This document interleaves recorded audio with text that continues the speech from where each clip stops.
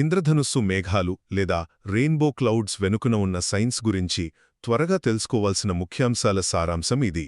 రీసెంట్గా ఇండోనేషియాలో వైరల్ అయిన ఈ అద్భుత దృశ్యం అసలైన ఇంద్రధనుస్సు కాదు సుమా. ఇది క్లౌడ్ ఇరిడిసెన్స్ అని పిలిచే ఒక అరుదైన, కళ్ళు చెదిరే వాతావరణ కాంతి మాయాజాలం.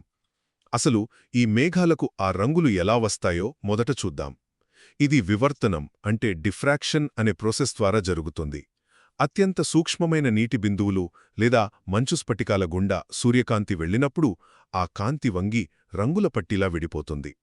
సింపుల్గా చెప్పాలంటే, ఒక సీడీ వెనుక భాగంలో కాంతి పడినప్పుడు రంగులు ఎలా మెరుస్తాయో చూస్తాం కదా, ఇక్కడ కూడా సరిగ్గా అదే జరుగుతుందన్నమాట.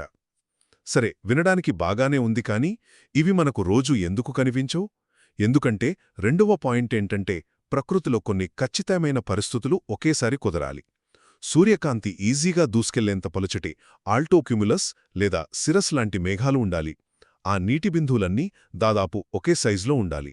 అంతేకాదు, సూర్యుడు మనం చూసే యాంగిల్కి ఖచ్చితంగా ఒకే స్ట్రెయిట్ లైన్లో అమరాలి. ఇక చివరగా, రంగులు ఒకటేలా ఉన్నా సాధారణ ఇంద్రధనుస్సుకు దీనికి అసలు సంబంధమే లేదు.